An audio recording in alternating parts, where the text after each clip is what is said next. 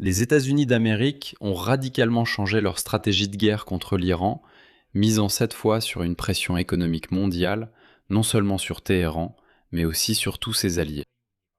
Le président américain Donald Trump a annoncé le début, comme il l'a dit, d'une opération économique dévastatrice contre l'Iran en raison du refus de Téhéran de conclure un accord de paix avec Washington.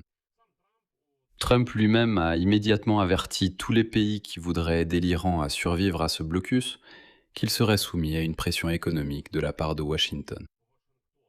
Au même moment, le secrétaire au Trésor américain a déclaré que les États-Unis se préparaient à l'isolement économique le plus vaste et le plus coordonné de l'Iran de toute l'histoire mondiale. En Iran, la menace des États-Unis a été prise très au sérieux. Le ministère des Affaires étrangères de l'Iran a publié une déclaration dans laquelle il a qualifié l'opération économique dévastatrice annoncée par Trump, visant à isoler l'Iran, d'actes de terrorisme et de crimes contre l'humanité. Affirmant que les sanctions contre l'Iran ne visent pas le régime, mais les Iraniens ordinaires. Mais maintenant, une question se pose. Donald Trump sera-t-il capable d'aller jusqu'au bout, ou tout cela se limitera-t-il encore une fois à de simples menaces? Voyons cela ensemble maintenant. Mais avant de passer à la discussion, je tiens à souligner que l'armée américaine a discrètement créé un corridor de navigation dans le détroit d'Ormuz et en sens inverse pour le transport quotidien de millions de barils de pétrole. C'est pourquoi les États-Unis peuvent se permettre une opération de longue durée contre l'Iran.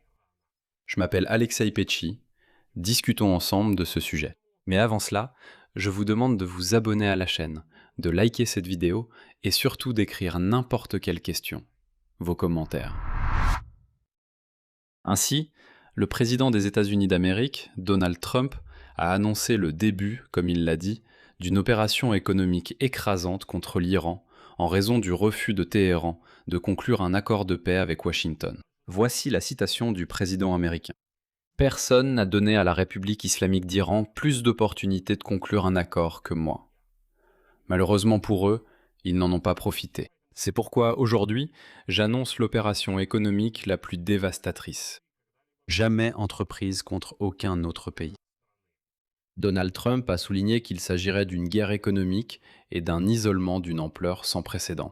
Il a également averti que tout pays qui permettrait à ses institutions financières, à ses entreprises ou à ses organismes gouvernementaux d'apporter un soutien à l'Iran se heurtera elle-même, je cite, à des conséquences économiques colossales. Contrebande de pétrole, lignes de swap, transfert d'argent, bureau de change, registre de navires, société écran. Tout cela doit cesser immédiatement, a déclaré Donald Trump. Le président américain a appelé les alliés américains à aider à isoler et à vaincre la menace iranienne. Il a également promis une fois de plus que Téhéran ne possédera jamais d'armes nucléaires. Au même moment, son ministre des Finances, Scott Bessent, a déclaré que les États-Unis se préparaient à la plus grande opération d'escorte, avec un isolement économique coordonné de l'Iran sans précédent dans l'histoire mondiale. Il affirme que le monde n'a jamais rien vu de tel. Le secrétaire au Trésor des États-Unis a également appelé les alliés à faire un choix. Soit ils agissent avec les États-Unis, soit contre eux. En particulier, Bessent a déclaré que si les alliés ou d'autres pays continuent de faire des affaires avec Téhéran, de lui transférer de l'argent, d'acheter du pétrole iranien ou d'effectuer des transports maritimes, le ministère des Finances et l'ambassade des États-Unis utiliseront immédiatement toute leur puissance et leur force pour garantir le respect des mesures prises contre eux. Il est également important de noter ici que Donald Trump dispose d'un outil pour exercer une telle pression. Parce que, je le rappelle, la veille, le Sénat a déjà adopté le projet de loi du défunt sénateur Lindsey Graham qui visait à exercer une pression par des sanctions contre la Russie. C'est ce même projet de loi sur les sanctions infernales. Mais à la dernière minute, l'Iran a également été inclus dans ce projet de loi, de sorte que ces mêmes mesures pourraient être appliquées par Donald Trump contre l'Iran. L'essentiel, c'est que les États-Unis peuvent imposer des droits de douane à 100% contre tout pays qui, d'une manière ou d'une autre, aidera le régime iranien à survivre. Auparavant, des sources de CNN parmi les responsables américains ont rapporté que Donald Trump avait ordonné de cesser toute négociation avec l'Iran en raison du refus de Téhéran de faire des concessions. Selon eux, l'administration présidentielle a renoncé à tenter, je cite, d'écraser l'Iran le plus rapidement possible et a décidé de l'étouffer par des mesures économiques. Le ministre américain des Finances, Scott Bessent, a ajouté que Washington prépare des mesures de pression sans précédent contre Téhéran qui viseront à limiter le commerce avec la République islamique et pourraient concerner les acheteurs de pétrole iranien. Bien sûr, une question se pose alors. Qui achète ce fameux pétrole iranien? Et voici ce qu'écrit l'agence Reuters. Le moyen le plus probable de renforcer la pression sur l'Iran serait d'imposer des sanctions contre les raffineries pétrolières chinoises et les banques chinoises qui continuent de travailler avec les fournisseurs de pétrole iraniens. Cependant, une telle mesure pourrait entraîner des représailles de la part de Pékin et porter un coup au marché énergétique mondial. Au même moment, en Iran, ils ont commenté l'annonce par Trump d'une guerre économique contre leur pays. Le ministère des Affaires étrangères de l'Iran a publié une déclaration dans laquelle il qualifie l'opération économique dévastatrice annoncée par Trump, visant à isoler l'Iran, d'actes de terrorisme et de crimes contre l'humanité. Autrement dit, le régime iranien, qui a tué des dizaines de milliers de personnes lors des manifestations, parle maintenant de crimes contre l'humanité. Eh bien, laissez-moi citer une déclaration officielle du ministère des Affaires étrangères iranien. Les sanctions économiques des États-Unis contre l'Iran, dirigées contre les droits fondamentaux de chaque citoyen iranien, sont une manifestation du terrorisme économique et un crime contre l'humanité. Et les personnes qui donnent l'ordre d'imposer ces sanctions et les mettent en œuvre pour avoir commis de tels crimes odieux doivent être traduites en justice et punies. Les sanctions et la pression économique sont l'autre face de la même médaille que la guerre. Une agression douloureuse. La dépendance malsaine des États-Unis à l'égard de ces deux instruments ne constitue pas seulement une menace réelle pour la paix et la sécurité internationale, mais elle a également conduit la civilisation humaine à un déclin moral sans précédent. Désolé, je ne peux pas me retenir lorsque je lis de telles déclarations du ministère des Affaires étrangères d'Iran. Ils se souviennent, ils sont comme les Russes. Les Russes aussi, quand on commence à leur donner des coups au visage, les Russes se rappellent le droit international, l'humanité, les droits de l'homme, les mesures de sécurité internationale, et ainsi de suite. Mais quand ils font eux-mêmes la guerre, ils oublient tout cela. Et je vais simplement rappeler que l'Iran, pendant des années, même pendant des décennies, n'a pas seulement déstabilisé la région lui-même, mais a aussi financé et armé le Hezbollah au Liban pour qu'il combatte Israël. Ce qu'on appelle l'axe de la résistance en Irak, les Houthis au Yémen, et même en partie le Hamas dans la bande de Gaza. Et en fait, ils ont financé le terrorisme dans la région. Maintenant, ils se réveillent enfin. Mais il faut tout de même reconnaître que cette menace a effrayé l'Iran. Car le régime de Téhéran sait que la situation dans le détroit d'Ormuz a tout de même changé. L'agence Axios rapporte que les militaires américains ont discrètement créé un corridor maritime dans le détroit d'Ormuz et en sens inverse pour le transport quotidien de millions de barils de pétrole. Selon les informations disponibles dans le cadre de l'opération, qui se déroule déjà depuis plusieurs semaines, chaque nuit, 15 à 20 pétroliers entrent et sortent du détroit par le canal sud, le long de la côte d'Oman. Selon les responsables, environ 10 millions de barils de pétrole sont transportés chaque jour à travers le détroit. C'est environ la moitié du volume d'avant-guerre. Cette situation atténue l'un des aspects les plus douloureux de cette guerre, à savoir les interruptions dans l'approvisionnement en pétrole, qui ont entraîné une forte hausse des prix du brut. Bien que les volumes de pétrole exportés depuis Détroit soient encore inférieurs au niveau d'avant-guerre, cela a un impact notable sur l'approvisionnement mondial. Et maintenant, un groupe de travail dirigé par les militaires américains coordonne ses actions avec des partenaires régionaux dans les pays du Golfe Persique.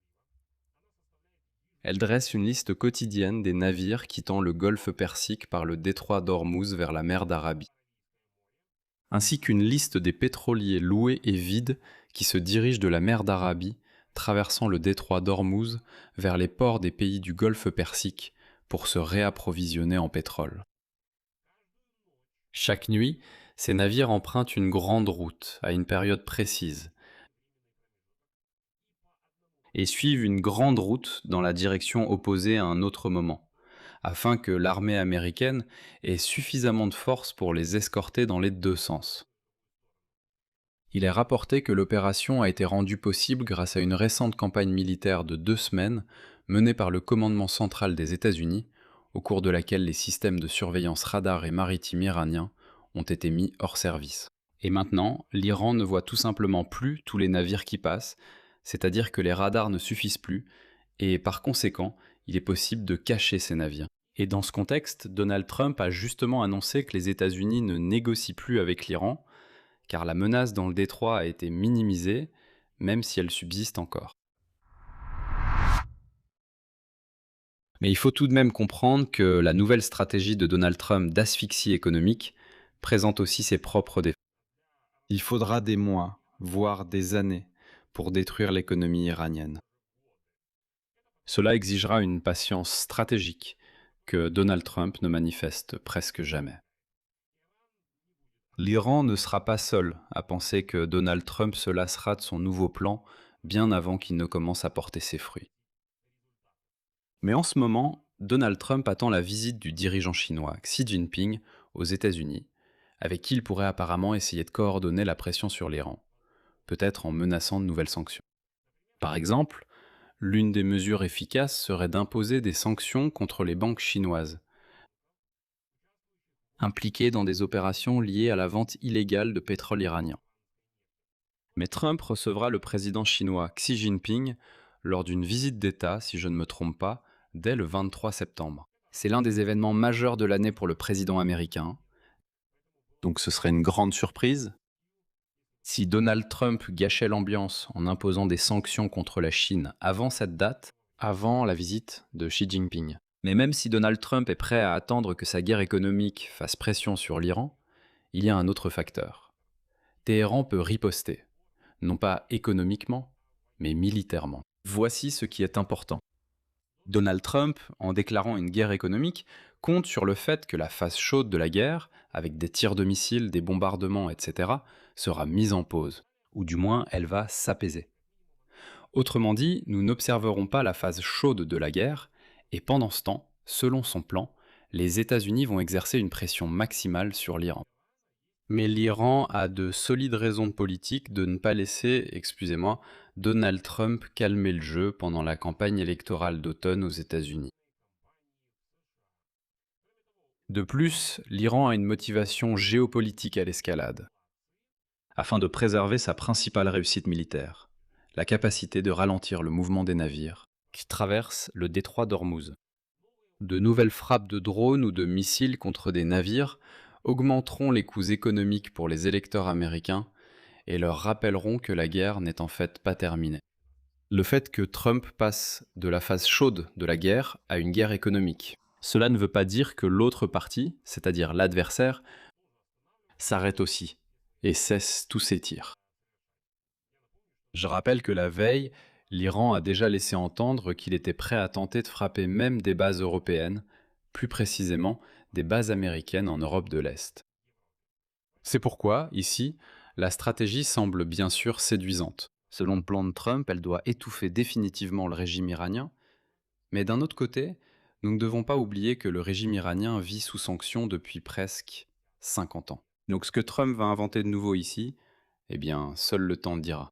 Je vais m'arrêter ici. Donnez votre avis, vos conclusions.